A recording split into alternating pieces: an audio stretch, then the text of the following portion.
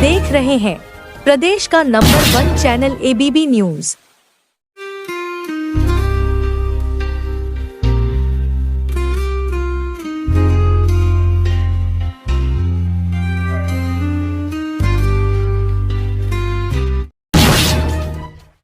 मसूरों की रानी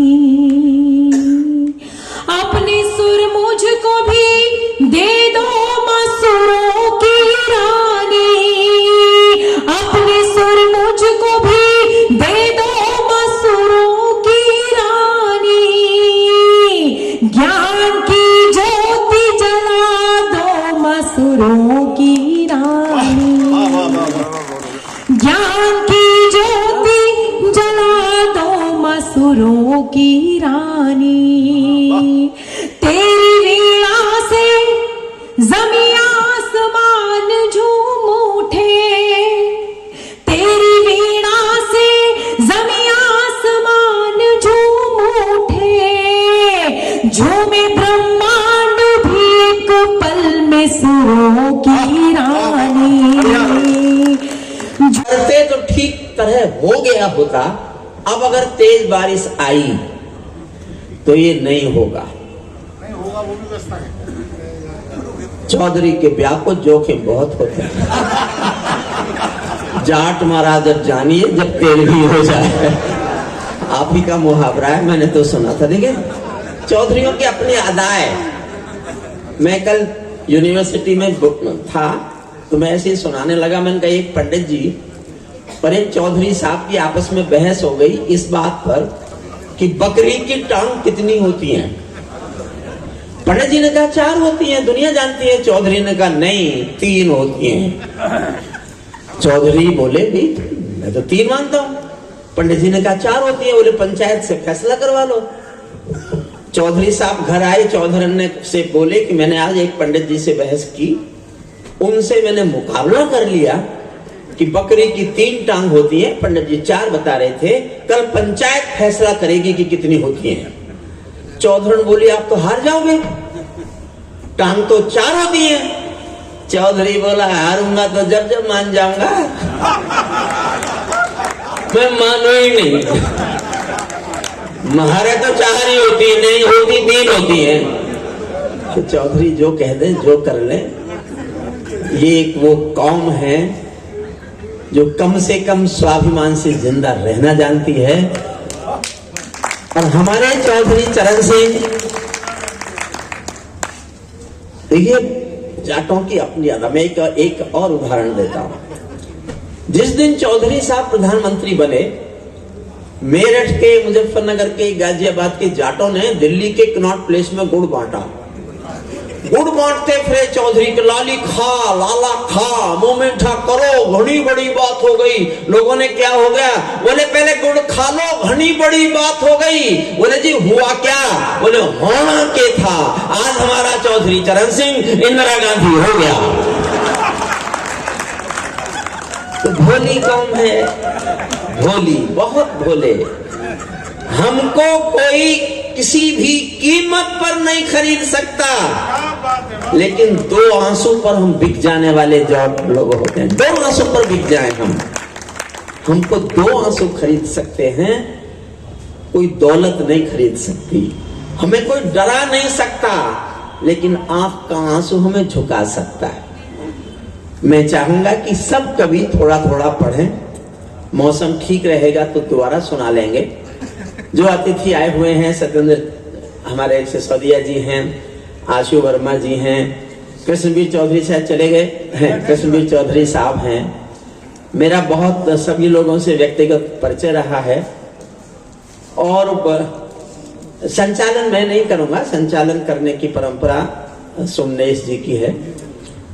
वो बहुत अच्छे संचालक हैं, श्रेष्ठ कवि भी हैं। मैं संचालन इसलिए नहीं कर रहा कि मैंने तय कर रहा है कि जिस दिन मौका मिलेगा मैं संचालन देश का ही करूंगा। नहीं, आपको इस बात पर हंसी नहीं आनी चाहिए। मैं एक बार लाल किले में कविताएं सुना रहा था, चौधरी देवीलाल जिंदा थे, उन दोनों हरियाणा के मुख्यमंत्री। मेरी कविताएं सुनी 1 घंटा, और कविता सुनने के बाद मंच पर आए और भाषण दिया कि अगला प्रधानमंत्री किसान का बेटा होना चाहिए। मैं उसी दिन से बताता घूम रहा हूं मैं किसान का बेटा हूं, लेकिन मुझे लोगों ने बताया कि पहले चाय वाले का नंबर है, तो मैंने अपने को वेटिंग लिस्ट में रख लिया कि चलो बाद में देखेंगे। अब लोग चर्चा कर रहे हैं कि इसके बाद गाय वाले का नंबर है। तो मेरे भाग्य में तो कविता ही सुनानी लिखी, मैं तो कविता ही सुनाऊंगा, बाकी गाय वाले बने कि चाय वाले बने कि कोई बने कि सत्येंद्र सिसोदिया जी बने चाहे आशु वर्मा बने, जिसका मौका लगता है वो बने। और ये भारतीय लोकतंत्र की खूबसूरती है कि एक साधारण सा कार्यकर्ता हिंदू में आपको मुख्य अतिथि बनाया गया, तो कुछ प्रकाश डालिए उनके जीवन। देखिए, आज 122वां चरण सिंह का जो 5वें प्रधानमंत्री थे, भारत रत्न चौधरी चरण सिंह का जन्म दिवस है। इनका देश के लिए अतुल्य योगदान है। अगर हम देखें कि ग्रामीण पृष्ठभूमि से इन्होंने ग्राम सुधार के लिए जितने कार्यक्रम किए वो अतुल्य हैं। भूमि सुधार आंदोलन जितने इन्होंने किए थे वो अनोखे हैं। इन्होंने कई सारी किताबें लिखी। एक गरीब परिवार के किसान घर में जन्म लेने के बाद प्रधानमंत्री का सफर जो उनका था वो बड़ा संघर्षशील था, और उन्होंने अपनी काबिलियत ग्रामीणों के साथ मिलकर जो 80% जनसंख्या गाँव में रहती थी उस समय, तो उनके लिए इन्होंने काफी अतुलनीय काम किए हैं। तो जयंती में मैं बहुत बहुत शुभकामनाएं देना चाहूँगा पूरी बात। आपने बहुत ज्यादा बताया, ये तो हर अधिकारी की ड्यूटी होनी चाहिए। मंच पर उपस्थित आदरणीय सत्येंद्र भाई साहब, आशु वर्मा जी, यहाँ पर बहुत ही अपनी ज्ञान से अपनी कला से यहाँ सबका मन मोहने वाले आदरणीय कवि साहब, सारे जो इस कार्यक्रम को संचालित कर रहे हैं, उस पूरी कमेटी को मेरा हृदय से धन्यवाद।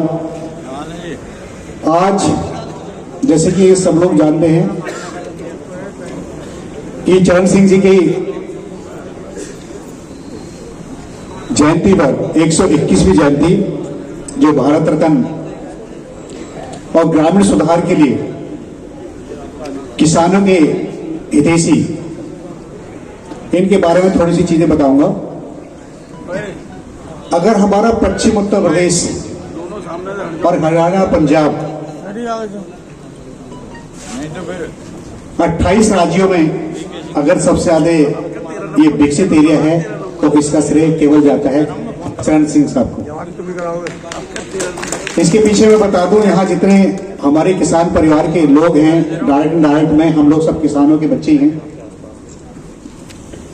उन्होंने जो भूमि सुधार आंदोलन इस देश प्रदेश को दिया,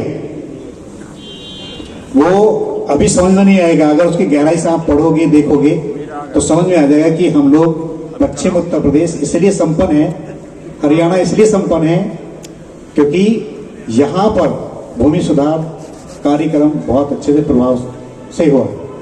पूर्वांचल की अगर हम बात करते हैं, पूर्वांचल में जितने अच्छी तरह से भूमि सुधार कार्यक्रम सक्सेसफुल होना चाहिए था, उतना नहीं हो पाया। इसलिए आज देखेंगे कि यहाँ के किसान पूर्वांचल की अपेक्षा ज्यादा संपन्न है, और इसका श्रेय जाता है केवल चरण सिंह साहब को। मैं बताऊं, चरण सिंह का जन्म 23 दिसंबर 1902 को एक नूरपुर गांव है यहाँ पर बाबूगढ़ छावनी के पास, जो उस समय मेरठ जिले के अंतर्गत आता था। एक गरीब परिवार में बताओ, उनका जो घर था एक फौज का टाइप का घर था, और उस विपरीत परिस्थितियों में पढ़ते हुए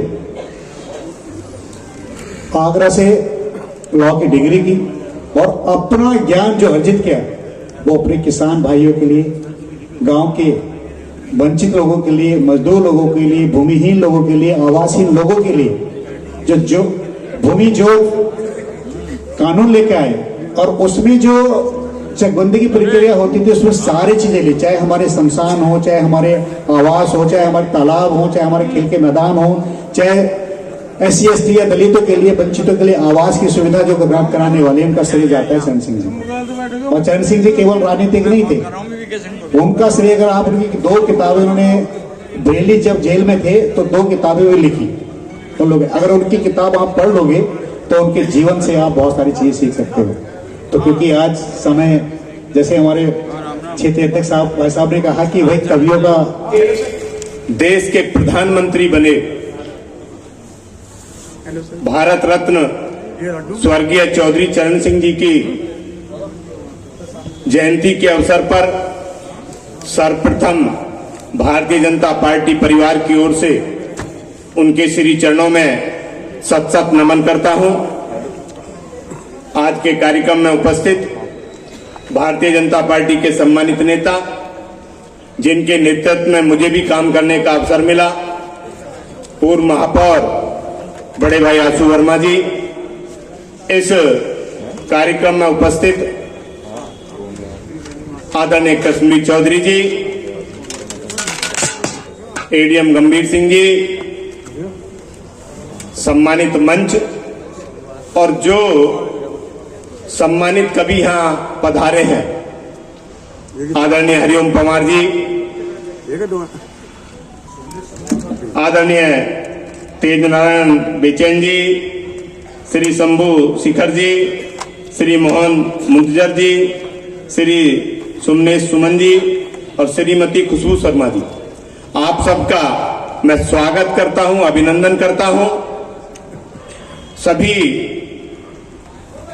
आसपास के क्षेत्र से पधारे, गाजियाबाद से पधारे सभी भाइयों का, बहनों का शीश झुकाकर वंदन करता हूं, अभिनंदन करता हूं। इस अवसर पर मैं तो केवल इतना कहना चाहता हूं कि चौधरी चरण सिंह जी वो नेता थे जिन्होंने इस देश के किसानों की दशा और दिशा बदलने का काम किया था। किसान मजदूर की लड़ाई लड़के उनके हितों की रक्षा करके उन्होंने हम सब लोगों को प्रेरित किया। मैं इस अवसर पर इतना कहना चाहता हूं कि कांग्रेस की सरकार लंबे समय रही और चौधरी चरण सिंह जी को भारत रत्न देने में उस सरकार ने कंजूसी की। मैं आभार व्यक्त करता हूं देश के यशस्वी प्रधानमंत्री माननीय नरेंद्र मोदी जी का, जिन्होंने इस पीड़ा को समझा और स्वर्गीय चौधरी चरण सिंह जी को भारत रत्न देने का काम किया। मैं आयोजक बंधु अजिंदर भाई जी, अजिंदर चौधरी जी, प्रदीप जी और उनकी पूरी टीम का आभार व्यक्त करता हूं कि उन्होंने मुझे भी यहां आने का अवसर दिया और आप सबके दर्शन करने का मुझे सौभाग्य मिला है। और कवियों के मंच पे राजनीतिक लोगों को बिल्कुल ज्यादा नहीं बोलना चाहिए। मैं भी अध्यक्ष जी, पश्चिम के अध्यक्ष सत्येंद्र सिसोदिया जी, एडीएम साहब, चौधरी किशनवीर जी, मंचासीन सभी बंधु और जिनकी आवाज के पूरा हिंदुस्तान दीवाना है, ऐसे हरिओम पवार जी और सभी उनके साथ आए कविवर, मैं आप सबका बहुत स्वागत करता हूं। पवार साहब, सुनते तो आपको बचपन से आए, पर एक कविता जो आपकी बिल्कुल घर कर गई, मुझे वो वाक्य याद आता है कि पाकिस्तानी आतंकवादियों ने नेपाल से हिंदुस्तान आया हमारा एक जहाज हाईजैक कर लिया और वो जहाज एक बार हिंदुस्तान में लैंड हुआ, फिर वो अफगानिस्तान पहुंच गया। उस जहाज में जो लोग बैठे थे उनके परिजनों ने, अटल जी उस टाइम प्रधानमंत्री थे, अटल जी का घर घेर लिया और मीडिया जो होता है वो तो सबके मुंह में माइक ठूस ठूस के तुम्हें कैसा लग रहा है, तो वो सब ये बोले कि साहब अटल जी का बच्चा होता तो उन्हें कुछ चिंता होती, हमारा बच्चा है, हमारे परिवार के हैं, मेरा भाई है, मेरा बेटा है, मेरा पिता है, चिंता तो हमें है। तो तब हरिओम जी ने एक कविता कही थी, मुझे याद नहीं है, सार याद है कि क्या केवल सैनिक ही है सीमा पे मर जाने को, क्या हमारा कोई फर्ज नहीं है? वो हरिओम जी, मैं आपके चरणों में नमन करता हूं। क्या आपने लिखा था और वही तेवर, वही ग्लैमर आपका आज भी है। इससे ज्यादा आपके मंच पर हमें कुछ बोलना नहीं चाहिए, इतना भी सजने में कुछ ही समय बाकी है। कविवर सम्राट हमारे बीच में पधार चुके हैं। साथ ही साथ उनकी पूरी टीम मातृशक्ति के रूप में हमारे सभी के सम्मुख है। हमारे अतिथि के रूप में पधारे भाजपा के स्तंभ के रूप में और विशेष रूप से किसानों के लिए अपनी आवाज बुलंद करने वाले श्री कृष्णवीर चौधरी जी, जो भारत सरकार में मोदी जी की एक टीम है। एमएसपी सदस्य के रूप में आप इकलौते गाजियाबाद से पूरे देश के लिए प्रतिनिधित्व करते हैं। विभिन्न आर्टिकल इनके देश के सभी समाचार पत्रों में आते रहते हैं। किसानों की आवाज बुलंद करते हुए आपका संघर्ष किसान संघर्ष समिति के रूप में एक संस्था के जरिए भी जारी रहता है। मैं ऐसे आदरणीय कृष्णवीर चौधरी जी को आमंत्रित करूंगा कि वह आए और सभी का इस किसान दिवस के रूप में मार्गदर्शन करें और चौधरी चरण सिंह जी के जो ऐसे अनेकों कार्य हैं जो हम लोगों के लिए प्रेरणा बनकर पूरे जीवन में कहीं ना कहीं देश के नाम को रोशन करने में सहायक होंगे। आप हमारा सभी का मार्गदर्शन करें। माननीय कश्मीर जी, भाई चौधरी सुखबीर सिंह जी, राष्ट्र के सम्मानित कवि और समाज के रत्न हमारे बीच में हरिओम पवार जी पधार चुके हैं। मैं उनका हार्दिक अभिनंदन करता हूं और स्वागत करता हूं, उनकी सभी टीम का स्वागत करता हूं। मुझे जब ये बताया अक्षय ने फोन करके कि आज चौधरी साहब के जन्मदिवस के कार्यक्रम के अवसर पर हरिओम पवार जी आ रहे हैं, तो मैंने कहा कि मेरठ का मंच साझा करने के बाद बहुत दिन के बाद आज फिर मुलाकात होगी और बात होगी।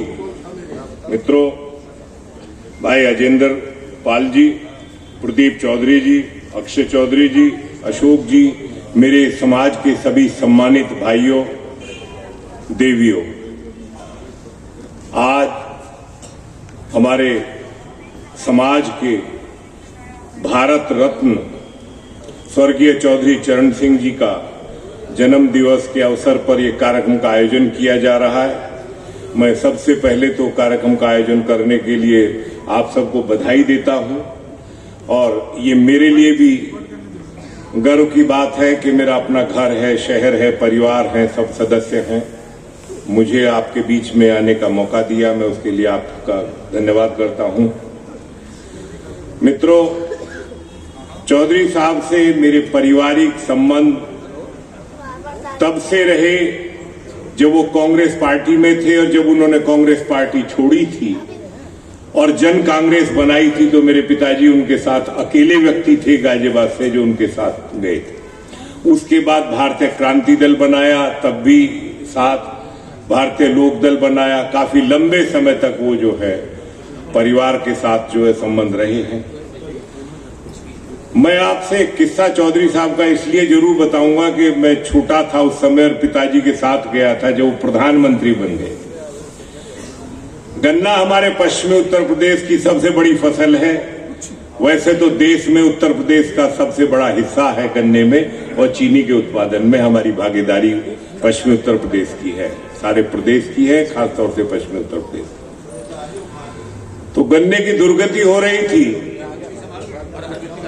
और चीनी मिल पिराई नहीं करने को तैयार थे, तो सारे इकट्ठे होकर कुछ लोग यहां से जो है मेरठ से, मुजफ्फरनगर से, गाजियाबाद से चौधरी साहब के पास गए। मैं भी गया था। फोटो कभी कभी देख लेता हूं, पुराना फोटो। तो घर के बाहर लॉन में बैठ गए। जब चौधरी साहब से कहा कि जी गन्ने की बहुत दुर्गति हो रही है, तो टोपी उतारी और कहने लगे मेरे सर पे और बोधो कुछ सोच समझ के तो काम करो। अरे बाजार में जिस चीज की मांग नहीं है उसे पैदा क्यों करना भाई। ये उनकी एक सोच थी। चौधरी साहब का कृषि पे जो अर्थ नीति थी, अर्थशास्त्र के, उनको विद्वान हम मानते हैं और उनका एक विजन था भारत के किसानों के लिए, भारत की कृषि के लिए। उसी विजन की देन है कि इस देश में किसानों की राजनीति करने के लिए कुछ हमारे जैसे लोग भी पैदा हो गए। अगर चौधरी चरण सिंह की सोच उस समय किसानों के लिए इतने विशाल पैमाने पर राष्ट्र में होती। सर आज पूर्व प्रधानमंत्री हैं, 5 प्रधानमंत्री हैं, उनका आज 122 देश में एक भी नहीं पड़ा। देखिए मैं जानता हूँ ये प्रोग्राम और ये चिरंजीव यहाँ कवि सम्मेलन के नाम से एक नया प्रोग्राम बताया है जो हर साल किया जाएगा और यह 122वीं जन्म दिवस के अवसर पर रखा गया है। देखिए इसमें उसके पूरे सहपाठी जिनकी करीबन 10 आदमियों की टीम है वो आए हैं।